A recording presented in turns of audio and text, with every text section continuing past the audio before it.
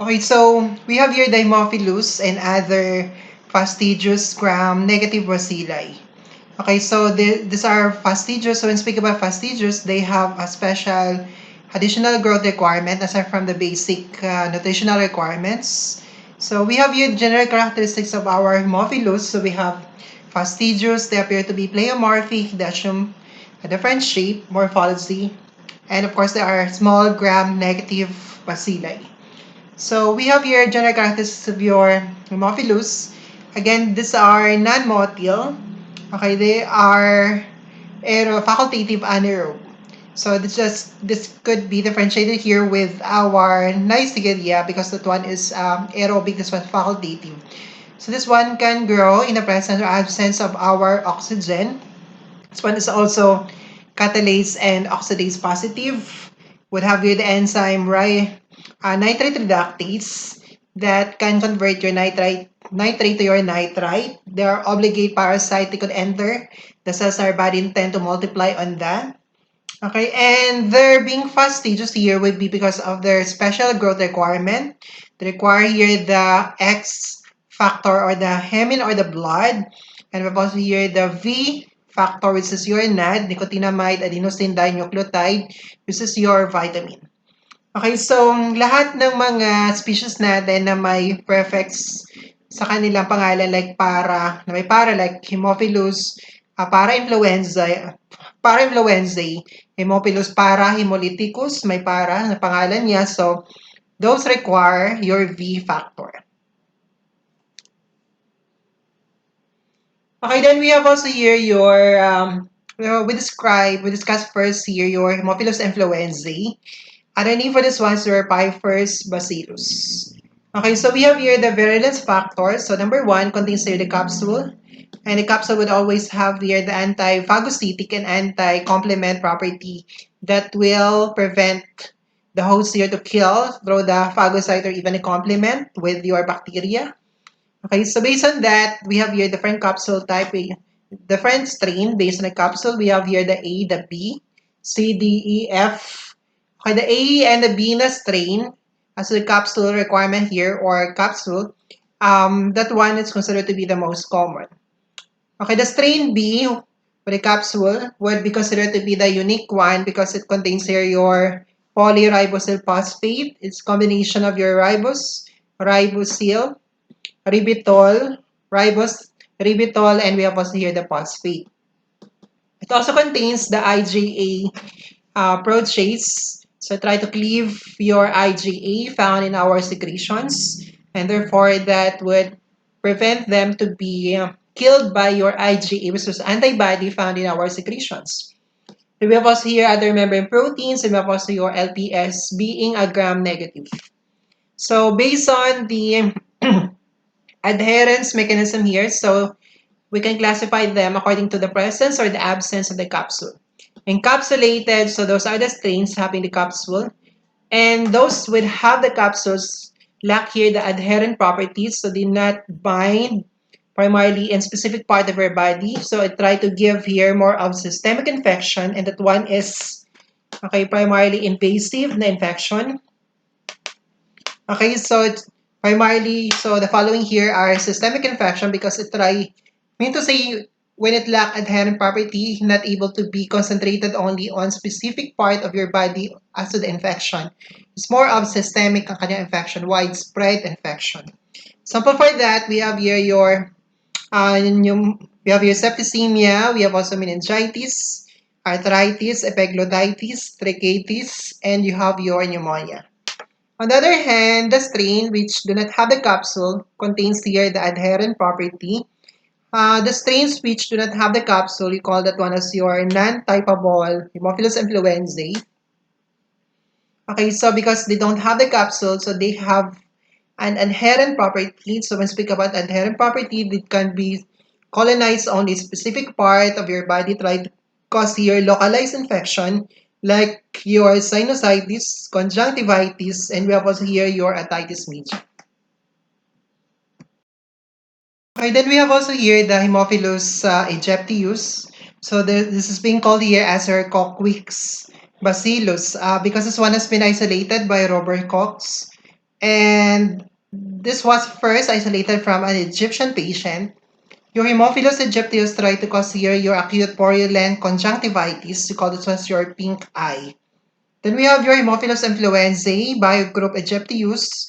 You try to cause your Brazilian purpuric fever. So this one has been isolated from Brazilian patient.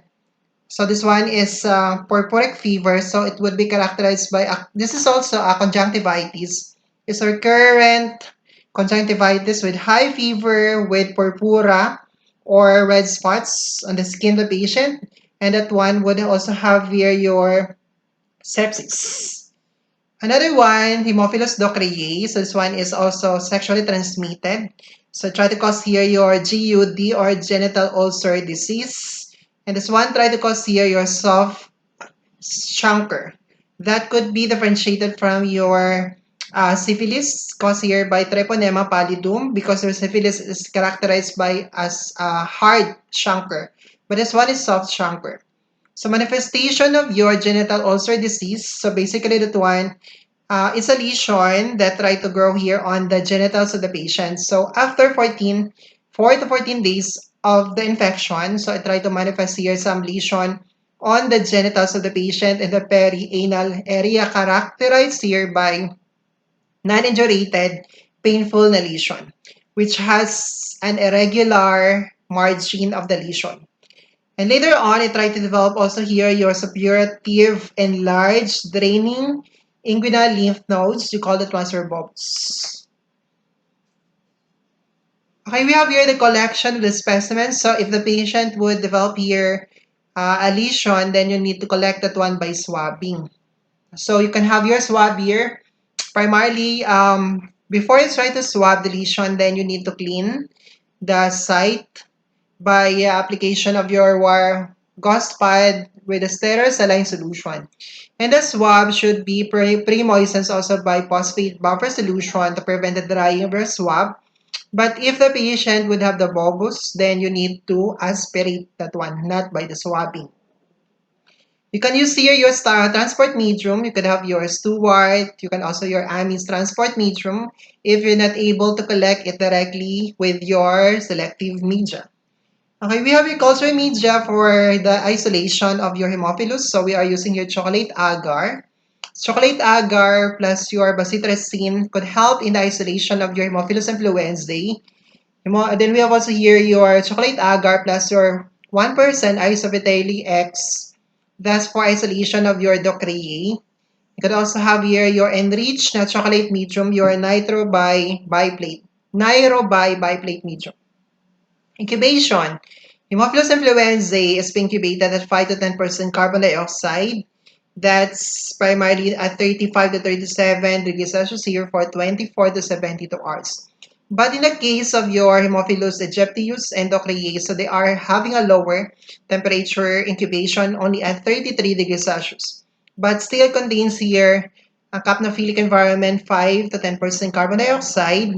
For the Aegyptius, able to grow here after 4 days, and for the Docreae, able to grow here after 7 days.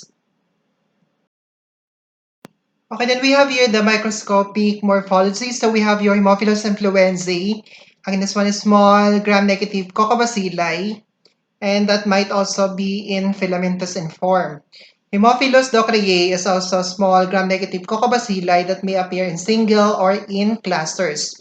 Or when they're in group, you call it once your skull of fish arrangement. It can also appear to be loosely coiled in parallel to one another that are able to form here your railroad track, or could also be a finger-like or fingerprints na colony characteristics as with the specimen coming from your genital lesion. And then we have here the colony characteristics of Hemophilus influenzae appear to be small, tan, translucent, smooth, and convex. So some strain which has a capsule would appear to be highly mucoid and appear to be having that characteristic na mousy or bleach-like odor. Hemophilus docreae, on the other hand, appears to be small, flat, convex, translucent, and opaque. And that one would appear to be, if you try to push again the colony here with your loop, it will still be intact. It will push intact again, pa din pa siya. And in your saline solution, if you try to put the colony, it appeared to be clumpy, where you could not able to pick up that one with your loop. It appears to be homogeneous appearance. I think non-homogeneous appearance. Okay, then we have also here the capsular swelling, new field reaction for those strain having the capsule. All you need to do here is just your bacterial inoculum, you add your anti-capsule, anti-sera. So if that one contains the capsule, it would be identified here to be able to have here swelling of the capsule. Then we have here the satellitism phenomenon. So when your Hemophilus influenzae able to grow here along with your bacteria, like your Staph aureus, Strep pneumoniae, and Neisseria, in the SBA, so your Hemophilus influenzae able to grow in such a way that their colony try to surround the colony formed by your Staph aureus or Strep pneumoniae or Neisseria gonorrhoeae. Basically, because those organisms contain the V factor, which is the requirement for your organism. The X factor, the bladderhemin, is being provided already by your SBA. So that's we call it one satellitism because again, they tend to grow surrounding the colony of those mga bacteria because they are needing the V factor present of those organisms. Okay, then we have here the X and the V factor requirements. Okay, so lahat ng mga organism natin or Hemophilus here which has the V factor could not able to grow in the SBA, the sheep blood agar, because number one, the sheep blood agar has an intact na RBC. So they could not utilize your V factor. Another one, your sheep blood agar, your sheep red blood cells contain the enzyme NADase. Since ang ating mga Hemophilus na may V factor requires your NAD. Ito naman sa sheep red blood cells natin, may enzyme siya, so therefore, they could not utilize the NAD because your sheep red cell here try to destroy those mga NAD present in your culture media because they have this enzyme. And therefore, those organisms requiring the NAD or the V factor will not able to grow. Okay, we have here the test for identification of the XV factor requirements in vitro. Okay, with the use of your filter paper, this impregnated with your X or the V factor requirements. Okay, so we have here Hemophilus influenzae, parainfluenzae, hemolyticus, and parahemolyticus. So if your filter paper contains this X and the V requirements, all of them were able to grow. But those having here with the requirement only for the X factor, so this one is a filter paper, so they will not grow in vitro in an anaerobic environment. Kaya X dito is negative silang lahat. But lahat dito na may mga V factor are those na may mga prefix na para, di ba? So, para-influenzae is positive for that. Para-hemolyticus is also positive for your V factor. Okay, another test here for the identification of the requirements for the X, the V factor, and even for the hemolytic pattern. So we have your quad plate system. The quad plate system, is a culture media that could either be your brain heart infusion agar or Miller-Hinton agar, where you try to divide that one into 4 quadrant. The quadrant 1, you try to impregnate the X factor requirement or the hemin na requirement. The quadrant 2, try to impregnate with the V factor requirement, your isovitali X. And we have your quadrant 3 is combination of the X and the V requirement. And quadrant 4 is being impregnated with the horse red blood cells that would allow you to check if that one is capable of your hemolytic reaction. So we have here the summary of that. So again, we have your Hemophilus influenzae, parainfluenzae, hemolyticus, and parahemolyticus. So the X requirement are all negative for this one. So the V requirement, lahat may parainfluenzae, parahemolyticus are positive for that. So all of them would be able to grow with your X and V requirement na combination of that.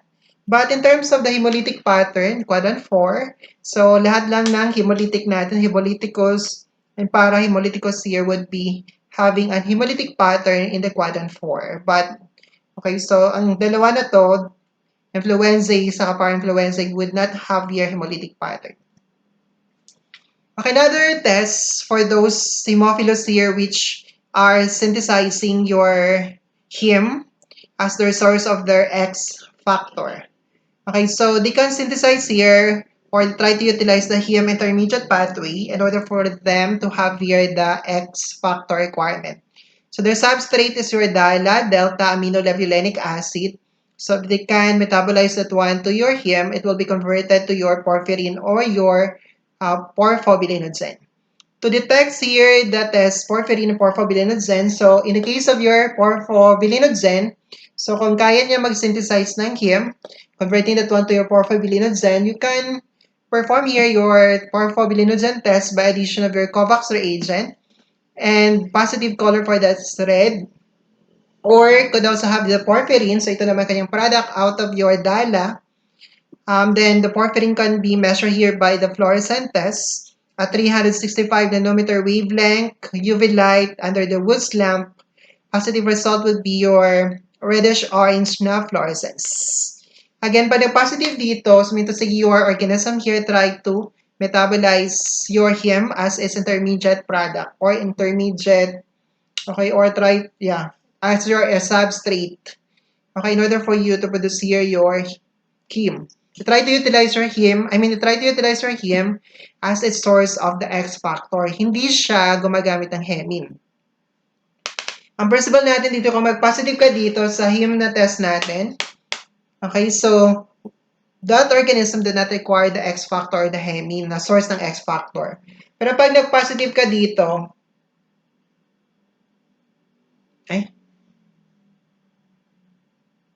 if the positive ka sa heme dito, this is your heme, as its source na kanyang X factor, so will be negative for the hemine.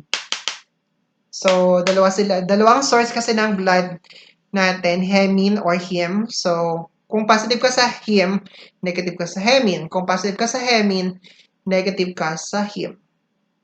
Okay, so there's a summary for the reaction based on that sa last slide ng ating PPT. Kindly refer for that. Okay, so thank you.